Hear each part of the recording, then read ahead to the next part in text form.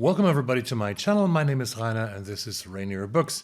Today I want to give you a short single review of a novel that I finished a couple of days ago. This is Snow Road Station by Elizabeth Hay.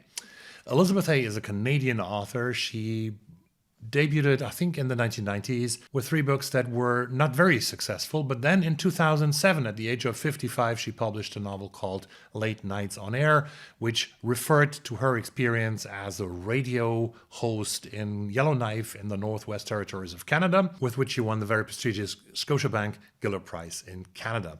In 2015, she wrote His Whole Life, a book that shares some of the characters with Snow Road Station, which appeared in 2023.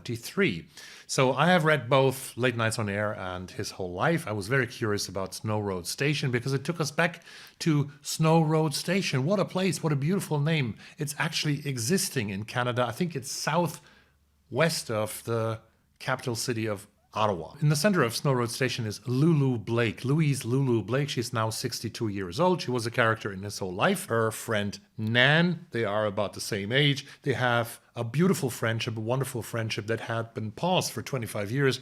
And Lulu doesn't exactly know why. She will get to know this in Snow Road Station in this new or latest novel by Elizabeth Hay.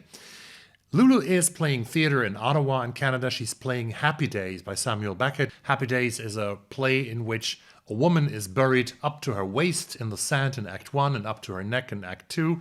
And she's speaking about 70 to 80 minutes of a 90-minute play. So it's a big role where you have to learn a lot of monologue. Lulu is missing a lot of lines in the premiere of the play in Ottawa. This play is also attended by Tony Lloyd, a former love of hers. She doesn't recognize him again, but he recognizes her and he talks to her later. And he also says that he's going to a wedding in Snow Road Station on the day after the premiere. And this is also what Lulu is doing. She's also going to a wedding. Blake, the first son of Nan, is marrying the next day. Lulu needs this pause, needs this retreat to go back to her rural setting of Snow Road Station, where also her brother Guy is living, in order to find out if she's still capable of delivering the lines, of remembering the words, and continuing her role as Winnie in Happy Days by Samuel Beckett. This novel is beautiful. This novel is wonderful. It is about everyday life, about the beauty and the magic and the sadness of everyday life. It's not very spectacular. Not very spectacular things are happening, although there's one incident actually that is really spectacular. I'm not going to spoil this one for you. It's very bad, actually. It's also by the only character in the book who really is a bad guy. All the other characters are described with warmth. Their relationships to each other are very, very lively. We follow Lulu mostly stream of consciousness in this novel, which makes us being very, very close to her experience.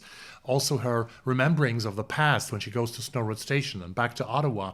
We are learning more about her events that have shaped her in her life from this stream of consciousness that Elizabeth Hay is establishing so well. And you can see actually that she has worked and written in radio for a long time, because she's capable of delivering very precisely and very accurately what she wants to deliver to us.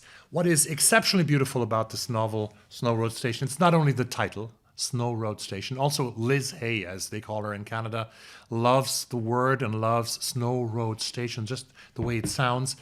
It's very, very beautiful. I love it too.